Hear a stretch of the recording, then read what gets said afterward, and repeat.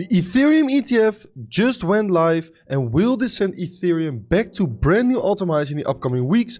And what we are also going to discuss in today's video is our current Bitcoin long setup that we discussed on Monday's YouTube video, and those orders are just getting here as well. Now let's start off with the Bitcoin setup that we were discussing on Monday's video, and right now our bias seemed to be right, because what I was discussing on Monday's video, right, is that over here, when we quickly remove the setup for now, right, and we just zoom into this local price section that we can see over here, especially on the 1 hourly time frame, I told you guys that I was expecting a sweep of this week over here, and at that time of recording the video, the price was still trading around over here or over here, either one of those two.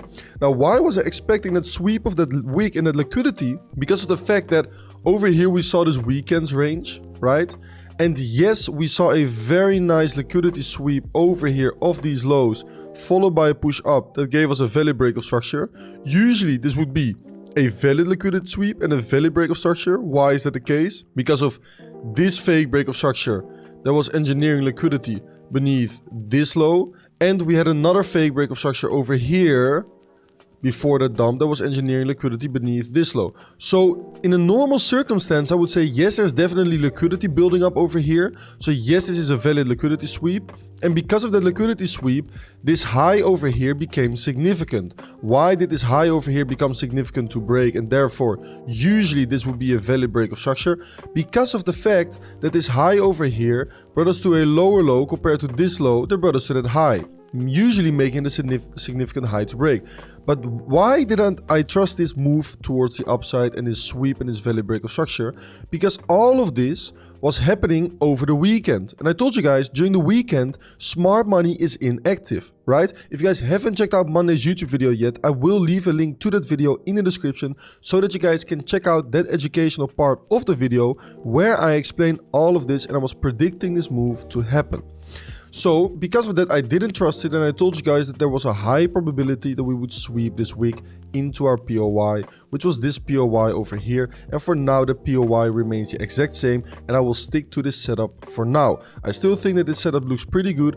On the 1 hourly time frame, we are close to testing the 200 EMA as well. On the 2 hourly time frame, we are close to testing the 100 and 200 EMA, and on the 4 hourly time frame, we have very nice alignment of the 100 and 200 EMA, which are very pivotal on the 4 hourly time frame, as we can see in the past over here.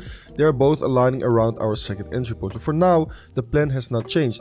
I still expect Bitcoin to at least go and take out these equal highs over here eventually. That remains my first and main target, and then afterwards we should also be going for a brand new all-time high over here, and I expect that to that move to come from here.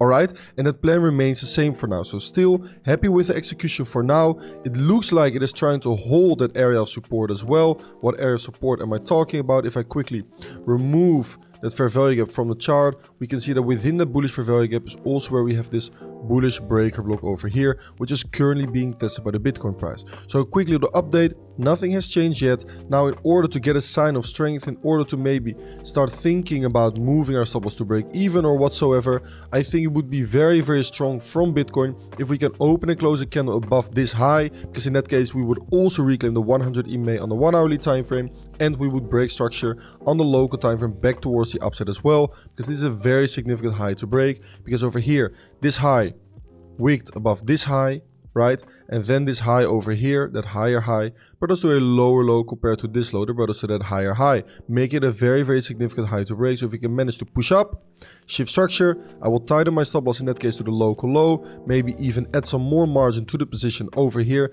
and then I will target brand new all-time highs for the Bitcoin price. And for now, the plan remains the exact same. If we go lower, then we go lower. My invalidation for this trade is very clear, right? I will stick to the setup, plan the trade, and trade the plan. Now we have come down to Ethereum, and this is an interesting chart that I shared yesterday right before the ETF went live, because right before the ETF went live, we saw this little push towards the upside, and I told you guys that over here, Ethereum ETF going live today, pump it without pullbacks. I already knew that this pump over here would be a trap, because this is just not the way that the market works.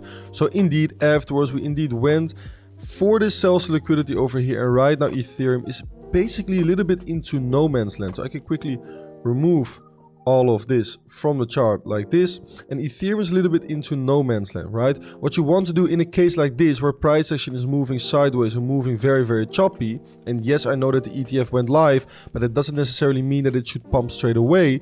But if price is moving sideways and choppy like this, what you want to do is always wait for the price to either push towards the upper side of the range and mitigate that extreme liquidity pool, or move to the lower side of the range and mitigate that liquidity pool over here. Now, since the trend is up, and since I'm also expecting higher prices over the upcoming weeks and months for Ethereum, and kind of expect these lows to hold, except when we get a sell the event kind of thing on Ethereum, but for now I remain bullish. That means that I do not really want to look for shorts right now, which means that I'm going to mark out the liquidity beneath this range over here, which for now is aligning, in my opinion, beneath all of them lows over here, right?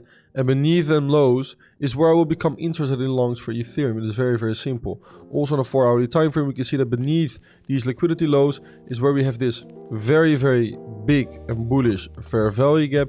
And inside of the bullish fair value gap is where we have this bullish order block as well, right? Previous supply that should now be turning into demand, which is a very, very nice, a clean breaker block that exactly aligns with that bullish fair value gap. Now, I kind of expect Ethereum that if price is truly bullish, it wouldn't really provide us with a deep pullback like this, right?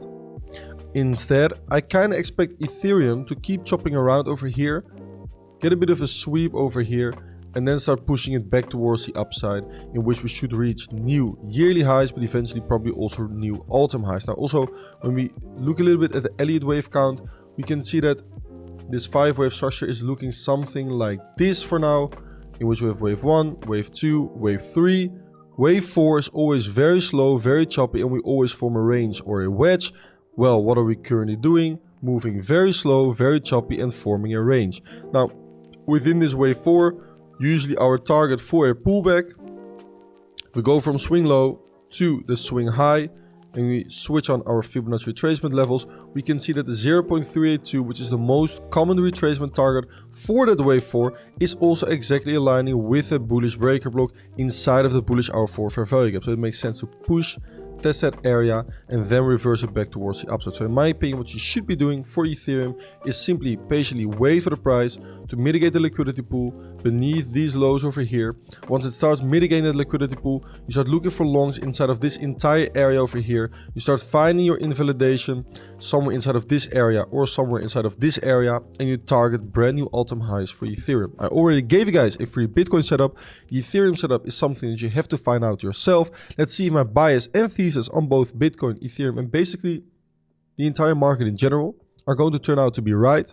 It's going to be a very, very interesting few days and few weeks. I cannot wait for price action and volume to return back to the market and to continue like this. If you guys have any questions after watching today's video, make sure to leave a like, make sure to ask your questions in the comments down below. I appreciate you guys for watching, and I'll catch you guys in the next video.